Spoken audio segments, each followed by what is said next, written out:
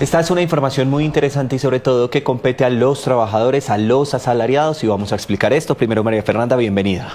Buenas tardes, Pablo, y a todos los usuarios de Noticias Caracol en Vivo. Los trabajadores que laboren domingos o festivos tendrán una novedad en sus próximos pagos y además se vienen cambios en el número de horas que se elaboran semanalmente. Se los vamos a explicar, Mafe, a continuación.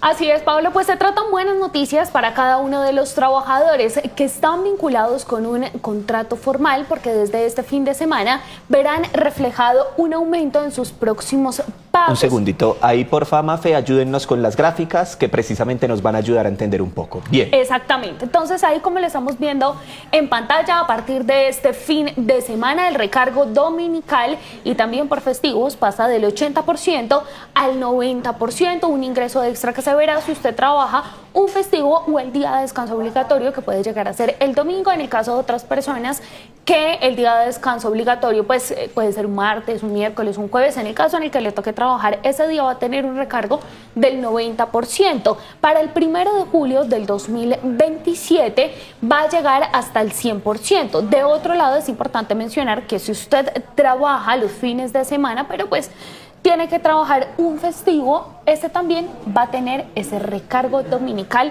estipulado en esa reforma. Va a beneficiar específicamente a 962,000 trabajadores de todo el país, y ahí también estamos viendo a quienes se aplica. Recordar también esos contratos a los que aplica: el contrato a término indefinido, fijo, trabajo doméstico, el contrato de aprendizaje, así como manejo y confianza, mientras que no aplica a esos contratos de prestación de servicios o de salario integral.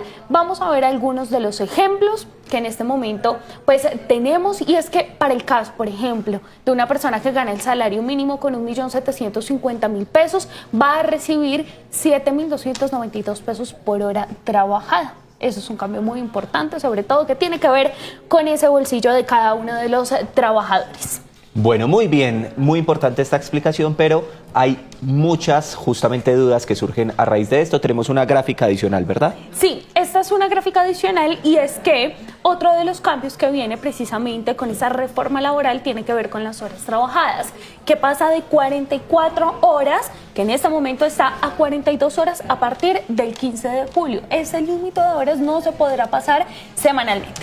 Bien, perfecto. Entonces vamos a saludar a esta hora para seguir entendiendo estos cambios que se están dando con los trabajadores a Iván Jaramillo, es el viceministro de Empleo y Pensiones, que está con nosotros. Gracias por conectarse en Noticias Caracol en Vivo. Muchas gracias por la invitación, a ti, Pablo, a ti, María Fernanda, y a todos los que se conectan hasta ahora, un saludo muy especial. Bueno, María Fernanda acaba de hacer una explicación muy detallada de cómo son los cambios, pero surge una primera duda. Si el trabajador, su día obligatorio de descanso, y lo voy a poner con un ejemplo para quienes trabajamos los fines de semana, mi día de descanso obligatorio es el miércoles, por ejemplo. Ese miércoles, si yo trabajara, ¿debería recibir entonces esas extras o esos dominicales? Sí, efectivamente, Pablo, el ejemplo está muy bien planteado. Se habla del día de descanso obligatorio, que es un día de descanso a la semana. Tradicionalmente es el domingo y los lunes festivos, pero la ley desde el año 2002 prevé la posibilidad de modificarlo y que las partes acuerden el día que mejor se ajuste a las necesidades del empleador y de los trabajadores. Entonces, en tu ejemplo, si es el miércoles el día que pactaron y ese día labora el trabajador, pues desde el 1 de julio, es decir, ya está aplicando, tiene derecho a un recargo por hora del 90% sobre cada hora trabajada. El recargo hasta el año 2025 era del 80, ahora sube al 90, y como ustedes lo explicaron, la idea es que en 2027 para julio suba al 100%, recuperando lo que existía antes de 2002. Pero en tu ejemplo, y para responder la pregunta, si ese trabajador ha pactado con su empleador que el día de descanso obligatorio es el miércoles por X y Y razones de los dos que les conviene, lo pueden hacer, y si el trabajador es requerido para laborar durante ese día de descanso obligatorio, pues va a recibir el 90% como recargo adicional a cada hora que labore por su trabajo. Viceministro, ahora hablemos de otro de los puntos, y es que también la gente tiene mucha preocupación porque dicen, tal vez si yo trabajo el festivo y me dicen se lo compenso, ¿yo ya pierdo esa plata? No, es que el trabajo, es decir, el trabajo en festivo tiene un recargo del 90%. Si el trabajo es ocasional, esto es 2 días de descanso obligatorio en el mes, el trabajador a su elección puede elegir entre el recargo del 90% del que ya hablamos o un día de descanso compensatorio, lo puede elegir. Pero si es habitual, no ocasional, esto es 3 días de descanso obligatorio o más en el mes, ya ese trabajador o esa trabajadora ya no escoge, tiene derecho al recargo y al día de descanso compensatorio durante la semana siguiente, porque si es habitual, pues él no descansaría y eso iría contra la propia fisiología y salud ocupacional de los trabajadores. Por eso la ley, si es habitual, reitero, María Fernanda, el trabajador tiene derecho a las dos cosas, a recargo y al descanso compensatorio. Si es ocasional, porque son 2 o menos días de descanso obligatorio en los que labora, pues va a poder escoger entre el recargo o el compensatorio. Esa es la precisión que yo quisiera hacer frente a tu pregunta, creo. Muy bien, vamos con esta siguiente pregunta. Vamos a ver la gráfica 5, si pueden los muchachos allí de producción de Noticias Caracol en vivo, que tiene que ver con el número de horas semanales. Y lo repito porque desde este 15 de julio la jornada laboral máxima en Colombia pasará de 44 horas a 42 horas semanales. Ahí la estamos viendo gracias a los muchachos de producción de Noticias Caracol en vivo. Y entonces vamos con la pregunta, ¿qué pasa si yo trabajo más de 42 horas semanales? Viceministro, por favor. Bueno, dame un poquito de contexto a la gráfica también, si me permites, Pablo. Sí, Nosotros claro. venimos con una jornada semanal de 48 horas. Sí. Por la ley 2101-2021, es decir, previo al gobierno, se acogió esta reducción gradual. Lo que hace la reforma laboral es acoger esta reducción gradual e incluir el límite diario de 8 horas, que no estaba en la ley 2101. Dicho esto, frente a tu pregunta, ¿qué pasa si yo laboro después del 15 de julio más de 42 horas semanales? Pues las jornadas que yo desarrolle por encima de esas 42 horas semanales corresponde a trabajo suplementario, esto es con los recargos que correspondan, sea horas extras diurnas o nocturnas, o recargo por día de descanso obligatorio en función de lo que aplique. Pero si se superan esas horas, no es que esté prohibido. Lo que sucede es que operan los sistemas de recargo que estimulan el reconocimiento de superación de esa jornada máxima semanal. Para esas personas que tal vez tienen la duda de si va a afectar el salario, por ejemplo, si yo me paso a esas horas o si me lo compensan, ¿va a afectar de alguna forma los ingresos que reciben normalmente?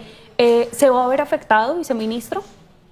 No, si tú miras, María Fernanda, el título de la ley 2101 es que se reduce la jornada sin afectar el ingreso de los trabajadores. Y eso se respeta en la reforma laboral, se acoge tal cual. Entonces, se paga es por un compromiso de libertad que tiene el trabajador frente al empleador, se subordina, se pone bajo sus órdenes y durante un lapso de jornada, pues se pacta un salario. Como la jornada máxima es de 42 horas a partir del 15 de julio, pues sobre esa jornada máxima ese salario no puede verse afectado, se mantendría porque el trabajador estaría laborando el mismo número de horas y habría un sistema de equivalencias que prohibiría que se redujera el salario porque es el límite máximo que está dando la ley a partir del 15 de julio. Ahora vamos a ver la gráfica 3 para los muchachos de producción y nos vamos con el tema de a quiénes aplica y a quiénes no, y ahí va mi pregunta. ¿A quiénes aplica? Entonces, a las personas de contrato a término indefinido, de contrato a término fijo, de contrato de trabajo doméstico, de contrato de aprendizaje, manejo y confianza. No aplica para contrato de prestación de servicios y salario integral. ¿Cuál es mi pregunta, viceministro? Para este tema específico de contrato de prestación de servicios, ¿hay un plazo máximo que las personas puedan tener este tipo de contrato para que luego sean contratadas directamente? Esa es una primera pregunta. Y segundo, ¿por qué a quienes ganan un salario integral no les aplica? Es simplemente la explicación. Bueno, a ver, vamos a hacer las dos respuestas, intentar hacerlas bien, pero son preguntas muy distintas. Entonces, la primera es si las personas que tienen contratos de prestación de servicios, OPS, como son conocidas, deben en algún momento pasar a contrato de trabajo. La respuesta es no hay un tiempo, es inmediatamente esa prestación de servicios, esos servicios personales, estén bajo la figura de la subordinación, es decir, que se presten bajo las órdenes del que pide el servicio, pues opera la realidad, eso es lo que pide la ley, y ya es un trabajador dependiente. No es porque firmen un contrato de prestación. Si realmente hay prestación personal, remuneración y subordinación, pues realmente hay un contrato de trabajo y corresponde aplicarlo. Pero no hay una regla según la cual pasados tantos contratos pasa a ser trabajo dependiente. Esa no es la regla. La regla es hay que mirar si tiene, insisto, prestación personal, subordinación y remuneración para saber si es un trabajador real o no.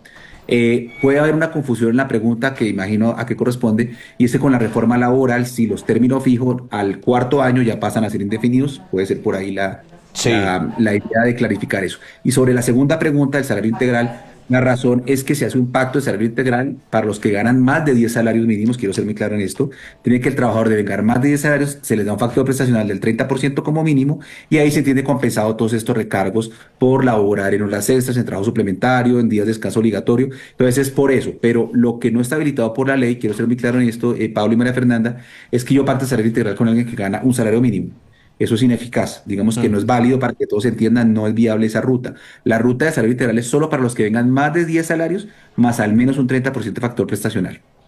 Viceministro, ahora hablemos de esas personas que tienen contrataciones tercerizadas, básicamente a través de una empresa de vinculación o incluso a través de diferentes cooperativas. ¿Qué les aplica y qué no les aplica?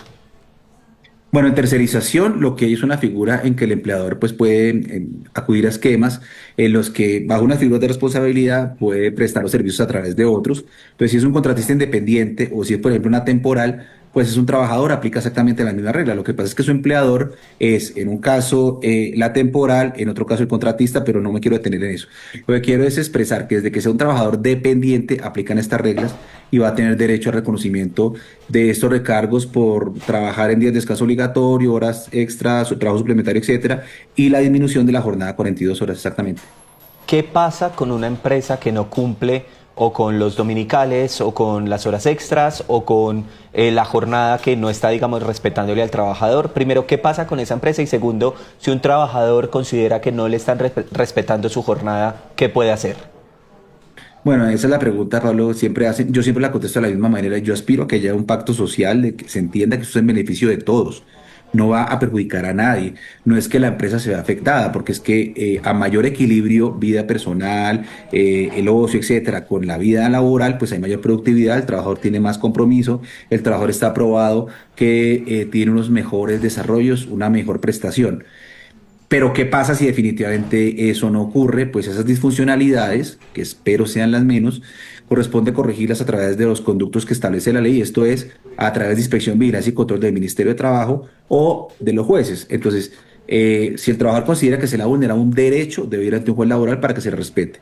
Si el trabajador considera que no está respetando la ley laboral y que debe haber mecanismos de exigencia para su cumplimiento, va a la autoridad administrativa, esto es el Ministerio de Trabajo en las direcciones territoriales que tenemos en todo el país, para que a través de inspección, vigilancia y control se pueda hacer ese seguimiento.